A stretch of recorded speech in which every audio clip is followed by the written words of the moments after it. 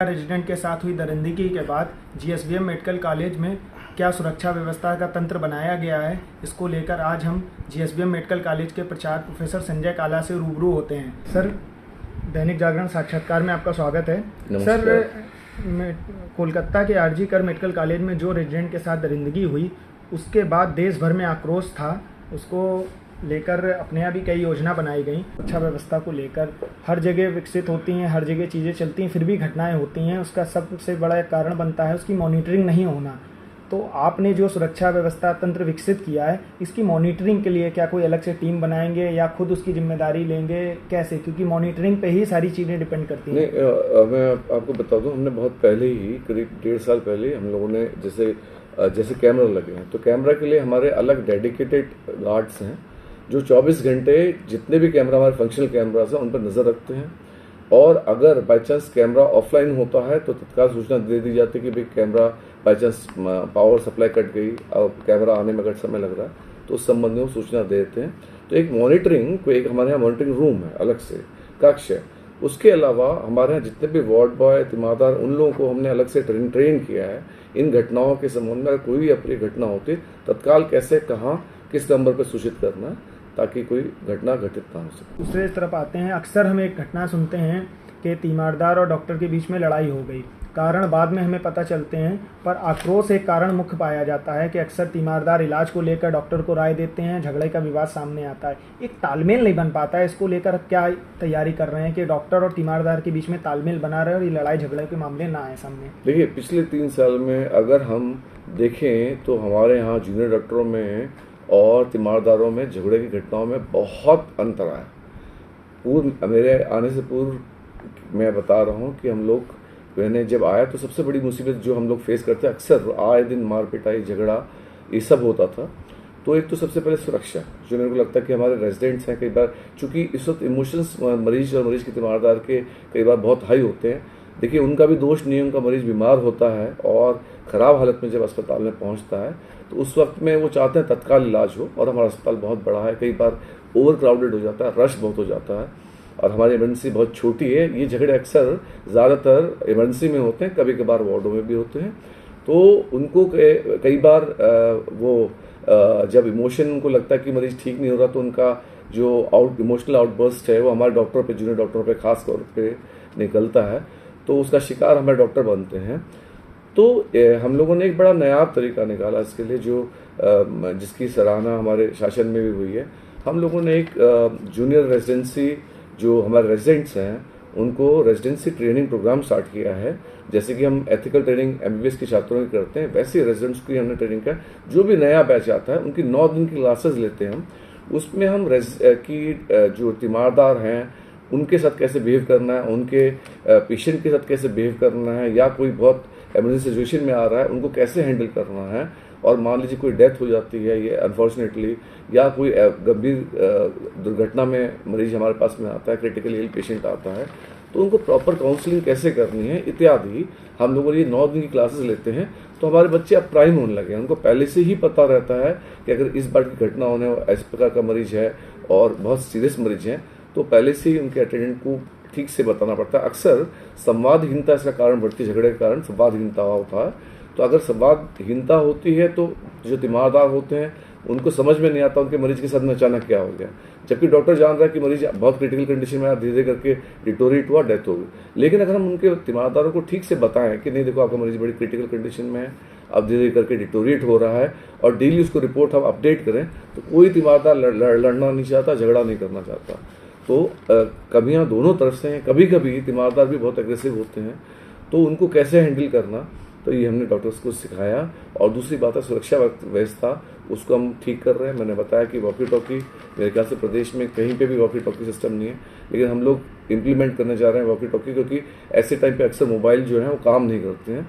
तो हम लोग वॉकी टॉकी अपने जितने भी सुरक्षा गार्ड्स हैं उनको दे रहे हैं, सो दैट अगर झगड़ा शुरू होता है तत्काल हम पुलिस को सूचित कर दें, अपनी चौकी को और अपने गार्ड्स को, ताकि वहाँ इकट्ठे होकर के जो कोई भी अप्रिय घटना है उससे बचाया जा सके। सुनने में आया कि डॉक्टरों ने पूरी तरह से काम बंद कर दिया है। उस परिस्थिति के बाद भी अपने आप ने एक बेहतर तालमेल के साथ ओपीडी और इमरजेंसी और सर्जरी की सेवाएं सुचारू रखी। कैसे ये तालमेल आपने बनाया सर, इसके बारे में? देखिए काफ़ी कुछ श्रेय अपने जूनियर डॉक्टर्स को और अपने कलीग कंसल्टेंट्स को और हमारे कर्मचारियों को देना चाहूँगा कि भाई उन्होंने, हम लोगों ने पूरी हम विरोध भी करना चाहते थे, हमारे बच्चे जो थे वो विरोध भी करना चाहते थे इस जघन्य हत्याकांड का, और साथ में हम ये भी चाहते थे मरीजों को तकलीफ ना हो। तो इसलिए हम लोगों ने क्या किया, हम लोगों ने चूँकि रेजिडेंट्स ओपीडी में नहीं बैठ रहे थे तो हमारे सीनियर कंसल्टेंट्स थे वो ओपीडी में बैठते थे, और हम लोगों ने जो हमारे यहाँ पैरामेडिकल हैं लगभग हर वर्ष में करीब 1100 करीब पैरामेडिकल्स हैं, उनको बुला करके हमने ओपीडी में उनकी हेल्प की, उनकी मदद से हम लोगों ने ओपीडी रन की जब तक हम रन कर सकते थे। और उसके अलावा हमने एमरजेंसी सेवाएं और आईसीयू सेवाएं कभी बंद नहीं की, लगातार चलते रही। इनफैक्ट हमारे एमरजेंसी और इसके आंकड़े जो बताते हैं कि इस टाइम पे हमारे एमरजेंसीज और आईसीयू फुल रहे। इवन हमारे पास में कभी कभी ओवर क्राउडिंग हो जाती थी, यानी कि हमारे पास में जगह भी नहीं बचती थी, और हमारे रेजिडेंट्स ने कभी भी जो एमरजेंसी और आईसीयूज नहीं छोड़े और वार्ड्स भी नहीं छोड़े, हमारे रेजिडेंट वार्ड में थे। प्लस हमारे द्वारा टीमें बनाई गई, डॉक्टर्स को अलग अलग, जो डॉक्टर्स हैं उनको अलग अलग वार्ड सौंपे गए, जिनका काम होता था वहाँ पे जो मरीज हैं उनकी सुचारू रूप से देखभाल होते रहे, उनको सारी सुविधाएं मिलती रहें और उनको कहीं से कोई प्रॉब्लम ना आने पाए। और स्वयं मेरे द्वारा भी कई बार राउंड लिया गया। तो इस तरीके से हम लोगों ने एक पूरा तालमेल बनाते हुए हॉस्पिटल का निरंतर राउंड, हर 4 घंटे में हम एक टीम राउंड लेती थी, अलग अलग जगहों के, अलग अलग जगहों के अलग टीम्स थी। तो इस तरह से हमने इनको आवंटित किया ताकि जो अस्पताल की व्यवस्थाएं सरबराह नहीं, मरीजों का अहित ना हो, लेकिन साथ साथ में बच्चों का जो विरोध है वो भी समाज को दिख जाए। जनता, डॉक्टर और बाकी सब में तो एक डर था ही। एक कड़ी में हम आते हैं तो हम देखते हैं कि वो अभिभावक जो बच्चों को पढ़ाने के लिए, डॉक्टरी करने के लिए यहाँ पर भेज रहे हैं, सबसे बड़ा डर उनके मन में रहा। वो सर अपने आप को कैसे सुरक्षित महसूस करें कि हमारी बेटी या हमारा बेटा उस परिसर में है तो वो सुरक्षित है। सर इसके बारे में कुछ बताएं। देखिए, मैं एक बात आपसे बोलना चाहूँगा कि घटनाएं तब घटती हैं जब ये मैंने रेजिडेंट को स्पेशली बोला, खासकर फीमेल रेजिडेंट को, कि जब वो शुरुआत में, जब पहले घटना की शुरुआत होती है उस टाइम पे अगर रिपोर्टिंग हो जाए तो घटनाओं से बहुत बचा जा सकता है। मेरे द्वारा इस संबंध में जो पुलिस ऑफिसर्स हैं हमारे यहाँ पे सुरनगर के, उनके साथ में मीटिंग भी की गई है और मैंने उनसे पूछा, कारण पूछा, और ये जो क्राइम ब्रांच के एसीपी महोदय हैं उनसे भी, उनके साथ भी मैंने मीटिंग की रिगार्डिंग सेफ्टी ऑफ हमारे जो मेडिकल स्टूडेंट्स हैं। तो मैंने उनसे पूछा कि भाई क्या कारण है, तो उन्होंने बोला कि घटना का सबसे बड़ा कारण है जब पहली बार जब घटना की शुरुआत होती है, मान लीजिए किसी ने लड़की को, कोई डॉक्टर को या कोई भी छात्रा है, उसको कोई मैसेज भेजा, उस टाइम पे डर के मारे, संकोच के मारे या अपने की परिवार में थोड़ा सा लोक लाज के मारे उसने रिपोर्ट नहीं किया, वो सबसे बड़ा पॉइंट होता है, जहाँ पे टर्निंग पॉइंट होता है, जहाँ पे विरोध ना करना लड़की को बाद में बहुत भारी पड़ जाता है और वो अपने परिवार वालों से भी ये बात छुपाने की कोशिश करती है। इसलिए मेरा पहला जो मैं कंक्लूजन पे पहुंचा हूँ इस मीटिंग के बाद में, कि सब जब घटना घटित हो रही हो, शुरुआत हो घटना की, तत्काल रूप से खासकर छात्राओं को, अपने अभिभावकों को, अपने लोकल गार्जियंस लाइक हम जैसे हो गए, प्रिंसिपल को, एसआईसी को, डॉक्टर को और या वार्डन्स को तुरंत बताना चाहिए कि देखिए इस प्रकार की घटना हमारे साथ घटित हो रही है और ये फलाना आदमी हमें परेशान कर रहा है, तो हम तत्काल उसके ऊपर ब्रेक लगा सकते हैं, उन चीज़ों को हम घेर सकते हैं। तो एक पहलू ये है। दूसरा पहलू रिगार्डिंग सुरक्षा है। देखिए, ये तो चूंकि कैंपस हम लोगों का बहुत बड़ा है तो हम फुल प्रूफ तो अभी नहीं कहेंगे कैंपस को, लेकिन हम ये एश्योर करते हैं कि समस्त अभिभावकों को भी हमारा जो कैंपस है काफ़ी हद तक सुरक्षित है। क्योंकि हम लोग के साथ प्रॉब्लम ये थी कि हमारे यहाँ कुछ अवैध लोग रह रहे थे, उसके लिए हमारे यहाँ बातचीत चल रही है। चूँकि हमारी दूसरी बात है कि हमारी जो बाउंड्री थी वो जगह जगह से टूटी हुई थी, लेकिन पहली बार गवर्नमेंट ने हमको बजट भी दिया है इस बाउंड्री को पुनर्निर्माण के लिए काफ़ी वर्षों बाद। तो इस बाउंड्री के हम पूरा 9 फीट बाउंड्री विद जो तार के साथ में ऊपर उसके जो एनसर्कलिंग वायर्स होती हैं ताकि कोई फाल के हमारे अंदर आ ना सके, तो उसके लिए हम लोगों ने पूरा एक सुरक्षित कैंपस और सुरक्षित अस्पताल बना रहे हैं और जल्दी हमें गार्ड्स मिल जाएंगे। तो अभिभावक पूरी तरह से निश्चिंत रहें। लेकिन मेरा बार बार कहना है कि घटना अगर कोई शुरुआत होती है, तत्काल लड़कियों को, मैंने देखा हमने कई सारी ऐसी घटनाएं होने से बचाया भी है।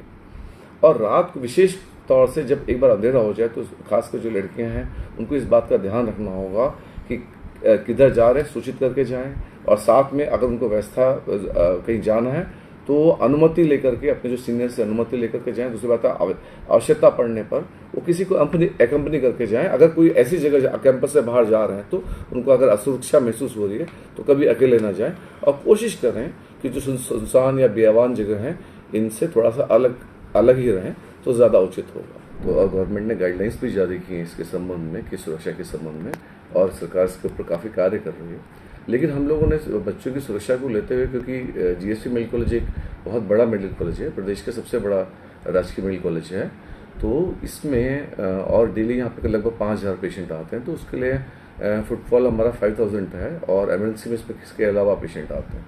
तो उसके दृष्टिगत हमने पहले ही से ही, करीब ये घटना से पहले ही हम लोगों ने कार्य शुरू कर दिया, योजना शुरू कर दी थी। तो सबसे पहले जब मैं इस कॉलेज में आया 3 साल पहले, तो यहाँ पे कोई भी आर्मी के जवान नहीं थे, तो मैंने गवर्नमेंट से तत्काल आर्मी के जो जवान हैं, जिसमें से गनमैन, सुपरवाइज़र और बाकी जो गार्ड्स हैं वो मांगे गए, क्योंकि वो तुलनात्मक दृष्टि से ज़्यादा बेहतर हैं और वो ट्रेंड लोग होते हैं, बजाय कि नॉर्मल गार्ड के। फ़र्क इतना होता है क्योंकि सैलरी ज़्यादा होती है। शासनादेश भी है इसके संबंध में कि इनको हम बिना टेंडर के लिए जा सकते हैं अगर गवर्नमेंट अनुमति देते तो हम लोगों ने 54 गार्ड लिए थे आज से करीब 2 साल पहले। तो हमें 54 आर्मी के गार्ड ये थे। उसके अलावा हमारे पास में जो नॉर्मल रूटीन गार्ड्स भी हैं जो मेडिकल कॉलेज में और हॉस्पिटल में दोनों जगह पे सेवाएं दे रहे हैं। लेकिन हमने पाया कि हमारा चूँकि कॉलेज बहुत विस्तृत एरिया में फैला हुआ, तो उसके दृष्टिगत मैंने पूर्व में भी कई सारे पत्र लिखे। अभी रिसेंटली गवर्नमेंट द्वारा हमसे मांगा गया है, तो हमने करीब 300 आर्मी के गार्ड और मांगे हैं, क्योंकि हमारा कैंपस इतना बड़ा है कि जितने हमारे पास में अवेलेबल गार्ड्स हैं उससे काम नहीं चल सकता। और हॉस्पिटल परिसर में भी हमारे हॉस्टल्स हैं, और वहाँ पे भी चूँकि बाहर के पेशेंट्स और कुछ आउटसाइडर्स भी कुछ हमारे कैंपस में रहते हैं, तो उसके बच्चों वहाँ पे हमारे डॉक्टर, जूनियर डॉक्टरों के और जो मरीजों और अन्य डॉक्टरों की सुरक्षा के हेतु हमने लगभग 300 गार्ड्स, क्योंकि 3 शिफ्टों में होते हैं गार्ड्स, 300 गार्ड्स की डिमांड की गई है। और ये मुझे मेरे संज्ञान में है, ये अभी प्रस्ताव शासन में चल रहा है, शीघ्र ही इसको मंजूरी मिल जाएगी। आपके द्वारा कई एजेंट और एम्बुलेंस चालकों पर समय समय पर कार्रवाई करी जा रही है, उसके बाद भी इन पर एक लंबे समय तक रोकथाम नहीं लगती है। कुछ सप्ताह, कुछ महीने तक रोक लगती है और उसके बाद उनकी अराजकता होती है। वार्ड में, ओपीडी में एजेंट और एम्बुलेंस चालक आते हैं, मरीजों को शिफ्ट करते हैं या अनावश्यक अन्य गतिविधियां करते हैं। इस पर कैसे लगाम लगाएंगे सर? ये आपने बहुत अच्छा प्रश्न किया, और मैं आपने बिल्कुल मेरे मुंह की बात छीन ली। इसके लिए जो आपने बात बोली, ये प्रॉब्लम पिछले जब से मेडिकल कॉलेज एस्टेब्लिश हुआ तब से यहाँ पे ये प्रॉब्लम है, और हम लोगों ने काफ़ी हद तक इस पर काबू पाया, लेकिन पूरी तरह से काबू नहीं पा रहे थे, क्योंकि हमें थोड़ा सा सपोर्ट चाहिए था। क्योंकि लॉ एंड ऑर्डर एक ऐसी है कि हम पूरी तरह से नहीं ले सकते। कितने बार हमारे द्वारा चालान काटा गया, और वो चालान काटे जाते हैं तो काफ़ी हद तक एमरजेंसी की चालान जब मैं आया तो अक्सर जमावड़ा रहता था, लेकिन अब पूरी तरह से इसके अगल बगल में खाली हो गया है, और एम्बुलेंस चालकों की अराजकता काफ़ी हद तक खत्म हो गई है। और आज ही इसी विषय में मेरे द्वारा सीपी महोदय से, जो कमिश्नर पुलिस महोदय से, उनसे मुलाकात की गई। मेरे को उनके द्वारा अपनी तकलीफ भी बताई गई, अपने कॉलेज की पीड़ा बताई गई कि हम लोग इस अराजकता को ख़त्म करना चाहते हैं, लेकिन बिना पुलिस की मदद किए, क्योंकि इसमें शासनादेश भी आया है कि भाई इनकी अराजकता को अस्पताल के अंदर कोई भी एम्बुलेंस नहीं रहेगी बिना किसी वजह के। तो मैंने आज उनसे डिस्कस भी किया है, मीटिंग की है। उन्होंने मुझे एश्योरेंस दिया है कि वो मेरी पूरी मदद करेंगे और इसकी जो एम्बुलेंस की अराजकता को ख़त्म करेंगे। साथ में इस बात का भी हम ध्यान रखेंगे कि मरीज या तीमारदार को अगर एम्बुलेंस की आवश्यकता पड़े तो उनको कोई तकलीफ ना होने पाए। जो कैंपस है और हॉस्पिटल है हाई डेफिनेशन कैमरा से सुसज्जित है। पुराने कैमरा जब मैं आया तो ख़राब हो गए थे, तो उनको हम लोगों ने पहले ही, आज से करीब पिछले 2 साल में हम लोगों ने नए हाईटेक और 4K cameras, high definition cameras से हम लोगों ने रिप्लेस कर दी है कैंपस में भी, और सड़क के दूसरे अक्रॉस द रोड जो हमारा मेडिकल कॉलेज का हॉस्पिटल है, जिसे हेलेट भी कहते हैं, तो पूरी तरह से कैमरों से सुसज्जित है। और 70 कैमरे अभी हम उसमें और लगाने जा रहे हैं, ताकि हमारे सारे एंट्री पॉइंट्स, रोड्स और जो वार्ड्स हैं, वार्ड्स कॉरिडोर्स हैं, क्योंकि अंदर तो नहीं लगा सकते, माननीय सुप्रीम कोर्ट के आदेश हैं, आप अंदर हॉस्पिटल के अंदर नहीं लगा सकते, तो लेकिन कॉरिडोर्स में हम लोग लगा सकते हैं और एंट्री पॉइंट्स में लगा सकते हैं। तो 70 कैमरे नए और लगाने जा रहे हैं। इसके अलावा हम लोगों ने जो रेजिडेंट्स को भी हमने ट्रेन किया है, अपने छात्राओं को और छात्रों को भी ट्रेन किया है कि भाई अपने सुरक्षा हेतु क्या क्या डूज एंड डोंट्स हैं। जैसे लेडीज़ हैं, उनको हमने बोला कि भाई रात के टाइम पे कभी अकेले ना निकलें, भले ही मतलब पूरा सुरक्षित महसूस करें तो भी ना निकलें। उनके साथ में हम लोगों ने गार्ड की व्यवस्था की, भी जाएँ तो गार्ड्स के साथ में जाएँ, अगर बहुत आवश्यकता पड़े तो पहली बात तो ना निकलें, और जब निकलें तो गार्ड्स को साथ में लेकर के जाएं और अपने सीनियर को सूचित करके जाएं। एक बात। दूसरी बात, अगर कहीं पे भी अस्पताल में कोई ऐसी घटना घटती या किसी भी महिला को, स्पेशली महिला को असुरक्षा महसूस होती है, तो तत्काल रूप से हमारे यहाँ पे हमने अपने सारे गार्ड्स को हम लोग वॉकी टॉकी भी दे रहे हैं। और ये वॉकी टॉकी से अगर मान लो कहीं पे कोई प्रॉब्लम होती है, तत्काल ही हमारे यहाँ जो चौकी है उसको मैसेज पहुंच जाता है और हमारे बाकी गार्ड्स में मैसेज पहुंच जाता है, तो वो उस जगह पे तत्काल पहुंच जाते हैं ताकि किसी का अहित ना हो। तो ये कुछ चीज़ें जो हम लोगों ने किया है। इसके अलावा हम लोगों ने रजिस्टर्स भी हम लोग मेंटेन कर रहे हैं कि जो भी हमारे हॉस्टल्स में एंट्री पॉइंट्स हैं, वहाँ पे खासकर गर्ल्स हॉस्टल में, वहाँ पे रजिस्टर रखे जाएंगे। कोई भी जो आ रहा है जा रहा है बिना एंट्री के, वो अंदर एंटर नहीं कर सकता है। और स्पेशली गर्ल्स हॉस्टल्स में हम लोगों ने अलग से जो मिलने के लिए एरिया है वो अलग से तय कर रखा है। वहाँ पे गार्ड्स ऑलरेडी पहले से ही हैं और वहाँ पे कैमरास भी लगे हैं। दूसरी बात है, जो कैमरा खराब हो गया उनके लिए ना CMC का प्रस्ताव में हमने डाल दिया है, उनको रिपेयर करके यूज़ किया जा रहा है। कोशिश मैं ये कर रहा हूँ कि जो पुराने खराब कैमरे उनको हटा करके नए और अच्छे कैमरे जिनमें शक्लें पहचान में आ सके विद नाइट विजन उनका इस्तेमाल हो। एज एक मेडिकल कॉलेज प्रिंसिपल, आप इसको क्या किस नज़रिए से देखते हैं? देखिए, इससे क्रूरतम और जघन्य मैंने बहुत कम घटनाएं, मैं खाली मेडिकल कॉलेज की बात नहीं कर रहा, वो हमारी बेटी थी। मेडिकल कॉलेज तो एक बहुत छोटी सी जगह है। हम समाज में चले जाएं तो अक्सर मैं देखता हूँ कि जो लड़कियों का सेफ्टी एक बहुत बड़ा इशू रहता है। हालांकि अभी माननीय मुख्यमंत्री जी और उप मुख्यमंत्री जी के छत्र छाया में हम लोग बहुत तेज़ी से जो महिला का जो उत्तर प्रदेश में, खासकर हमारे स्टेट में महिलाएं बहुत सुरक्षित महसूस कर रही हैं।